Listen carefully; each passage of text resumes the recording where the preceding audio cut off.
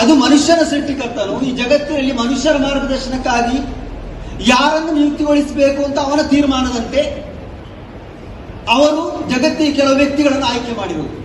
ಅವರು ಪ್ರವಾದಿಗಳೆಂದು ಗುರುತಿಸಲ್ಪಡ್ತಾರೆ ಮತ್ತು ಆ ಪ್ರವಾದಿಗಳ ಶಿಕ್ಷಣವನ್ನು ಮೈಗೂಡಿಸಿಕೊಂಡು ಸಮಾಜದಲ್ಲಿ ಒಳ್ಳೆಯ ಕೆಲಸಗಳನ್ನು ಮಾಡಿದವರು ಮಹಾನ್ ವ್ಯಕ್ತಿಗಳಾಗಿ ಗುರುತಿಸಲ್ಪಡ್ತಾರೆ. ಹಾಗೆ ಪ್ರವಾದಿಗಳು ಅಂತ ಹೇಳುವ ಪ್ರವಾದಿ ಸಲ್ಲಲ್ಲಾಹು ಅಲೈಹಿ ವಸಲ್ಲಂ ಅವರು ಈ ಪ್ರವಾದಿಗಳ ಪೈಕಿ ಕೊನೆಯವರಾಗಿದ್ದಾರೆ.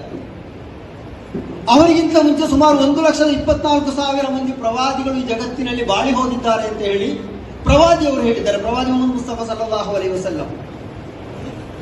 ಮತ್ತೆ ಕುರಾನ್ ಹೇಳುತ್ತದೆ ಪ್ರತಿಯೊಂದು ಜನ ಸಮುದಾಯಕ್ಕೂ ನಾವು ಪ್ರವಾದಿಗಳನ್ನು ನಿಯುಕ್ತಿಗೊಳಿಸಿದ್ದೇವೆ ಅಂತ. ಆದ್ದರಿಂದ ನಮ್ಮ ವಿಶ್ವಾಸ ಪ್ರಕಾರ ಈ ದೇಶದಲ್ಲಿಯೂ ಕೂಡ ಹಲವಾರು ಮಂದಿ ಪ್ರವಾದಿಗಳು ಬಾಳಿ ಹೋಗಿದ್ದಾರೆ ಅಂತ ನಾವು ನಂಬುತ್ತೇವೆ. ಆ ಎಲ್ಲ ಪ್ರವಾದಿಗಳು ದೈವಿಕ ಸಂದೇಶವನ್ನು ಮನುಷ್ಯನಿಗೆ ಕಲಿಸಿಕೊಡುವುದಕ್ಕಾಗಿ ಬಂದವರು, ದೈವಿಕ ಮಾರ್ಗದರ್ಶನವನ್ನು ಜನರಿಗೆ ತಿಳಿಸಿಕೊಡುವುದಕ್ಕಾಗಿ ಬಂದವರು. ಅವರ ಎಲ್ಲರ ಶಿಕ್ಷಣ ಒಂದೇ ಆಗಿತ್ತು. ಪ್ರವಾದಿ ಸಲ್ಲಲ್ಲಾಹು ಅಲೈಹಿ ವಸಲ್ಲಂ ಅವರು ಹೇಳಿದ್ದು, ನಾನು ಕೊನೆಯ ಪ್ರವಾದಿ ಆಗಿದ್ದೇನೆ, ನನ್ನ ನಂತರ ಇನ್ನೂ ಪ್ರವಾದಿ ಬರುವುದಿಲ್ಲ ಮತ್ತು ನಾನು ಈಗ ನಿಮ್ಮ ಮುಂದೆ ಯಾವ ಸಂದೇಶವನ್ನು ಇಡ್ತಾ ಇದ್ದೇನೆ ಆಗಲಿಕ್ಕಿದ್ದಾರೆ ಎನ್ನುವ ಸೂಚನೆಯನ್ನು ಅವರು ನೀಡ್ತಾ ಇದ್ರು. ಅವರ ಧರ್ಮ ಗ್ರಂಥದಲ್ಲಿ ಈ ಪ್ರವಾದಿಗಳ ಬಗ್ಗೆ ಅವರ ಗುಣಲಕ್ಷಣಗಳನ್ನು ಹೇಳಿರುವುದರ ಆಧಾರದಲ್ಲಿ ಅವರು ಆ ರೀತಿಯ ಸೂಚನೆಗಳನ್ನು ನೀಡಿದರು. ಆದರೆ ಪ್ರವಾದಿಯವರು ಎಂದೂ ಕೂಡ ತಾನು ಪ್ರವಾದಿ ಆಗ್ತೇನೆ ಎನ್ನುವಂತಹ ಒಂದು ಕಲ್ಪನೆ ಅವರಲ್ಲಿ ಇರಲಿಲ್ಲ. ಆದರೆ ಅವರನ್ನು ಪ್ರವಾದಿಯನ್ನಾಗಿ ಘೋಷಿಸಿರುವುದು ಅವರ 40ನೇ ವಯಸ್ಸಿನಲ್ಲಿ. ಅವರ ಸಮಾಜದ ಬಗ್ಗೆ ಮಾತ್ರ ಅವರಿಗೆ ಒಂದು ಕಾಳಜಿ ಇತ್ತು. ಸಮಾಜದಲ್ಲಿರುವಂತಹ ಈ ಕೆಡುಕುಗಳು ಬಾಲ್ಯಕಾಲದಲ್ಲಿ ಕೂಡ ಅಲ್ಲಿ ಬಹಳ ವ್ಯಾಪಕವಾಗಿ ಜನರು ಅಕ್ರಮಗಳಲ್ಲಿ ತೊಡಗಿದ್ದರು, ಮದ್ಯಪಾನಿಗಳಾಗಿದ್ದರು, ಬೇರೆ ಬೇರೆ ಕೆಡುಕುಗಳಲ್ಲಿ ಅವರು ತಮ್ಮನ್ನು ತೊಡಗಿಸಿಕೊಂಡಿದ್ದರು. ಈ ಪುಟ್ಟ ಬಾಲಕ ಯಾವುದರಲ್ಲಿಯೂ ಕೂಡ ಪಾಲ್ಗೊಳ್ಳುತ್ತಾ ಇರಲಿಲ್ಲ. ಆ ಸಮಾಜದ ಬಗ್ಗೆ ಅವರಿಗೆ ಇದನ್ನು ಯಾವ ರೀತಿ ಇದರಲ್ಲಿ ಒಂದು ಪರಿವರ್ತನೆ ಉಂಟು ಮಾಡಬೇಕು ಎನ್ನುವಂತಹ ಒಂದು ಆಗ್ರಹ ಅವರಲ್ಲಿ. ಅವರು ಎಲ್ಲ ಕೆಡುಕುಗಳಿಂದ ಮುಕ್ತರಾಗಿದ್ದರು. ಜನರು ಅವರನ್ನು ಗುರುತಿಸಿದ್ದು ಅಲ್ ಅಮೀನ್ ಅಂತ ಹೇಳಿ, ಸತ್ಯಸಂಧ ವ್ಯಕ್ತಿ ಅಂತ ಹೇಳಿ. ಯಾಕಂದ್ರೆ ಎಲ್ಲರೂ ಸುಳ್ಳು ಹೇಳುವ ಒಂದು ಸಮಾಜದಲ್ಲಿ ಒಬ್ಬ ವ್ಯಕ್ತಿ ಬಹಳ ಸತ್ಯಸಂಧನಾಗಿ ಜೀವಿಸುವಾಗ ಅವರು ಪ್ರತ್ಯೇಕವಾಗಿ ಗುರುತಿಸಲ್ಪಡ್ತಾರೆ. ಹಾಗೆ ಅವರು ಗುರುತಿಸಲ್ಪಟ್ಟದ್ದು ಒಬ್ಬ ಸತ್ಯಸಂಧ ವ್ಯಕ್ತಿ ಅಂತ ಹೇಳಿ. ಆ ಒಂದು ವಿಶೇಷತೆ ಅವರನ್ನು ಪ್ರವಾದಿಯಾಗಿ ನಿಯುಕ್ತಿಗೊಳಿಸಲ್ಪಟ್ಟಂತಹ ಸಂದರ್ಭದಲ್ಲಿ ಅವರು ಜನರ ಮುಂದೆ ಕೇಳಿದಂತಹ ಪ್ರಥಮವಾದ ಪ್ರಶ್ನೆ, ನಾನು ನಿಮ್ಮಲ್ಲಿ ಹೇಳುವಂತಹ ಮಾತು ನೀವು ಒಪ್ಪಿಕೊಳ್ಳಲು ಸಿದ್ಧರಿದ್ದೀರಾ ಅಂತ ಅವರು ಕೇಳಿದಾಗ ಜನರೆಲ್ಲ ಹೇಳಿದ್ರು, ನೀವು ಒಮ್ಮೆಯೂ ಸುಳ್ಳು ಹೇಳಿದವರಲ್ಲ, ಆದ್ದರಿಂದ ನೀವು ಹೇಳಿದ ಮಾತನ್ನು ಖಂಡಿತವಾಗಿ ನಾವು ಒಪ್ಪಿಕೊಳ್ಳುತ್ತೇವೆ. ಆಗ ಆ ಪ್ರವಾದಿಯವರು ನನಗೆ ದೇವರ ಕಡೆಯಿಂದ ಬಂದಂತಹ ಸಂದೇಶ ಏನು ಎನ್ನುವುದನ್ನು ಜನರ ಮುಂದೆ ಅವರು ಮೊದಲನೆಯದಾಗಿ ಹೇಳಿದ್ದು, ನಮ್ಮನ್ನು ನಿಮ್ಮನ್ನು ಸೃಷ್ಟಿಸಿದ್ದು ಒಬ್ಬನೇ ದೇವರು,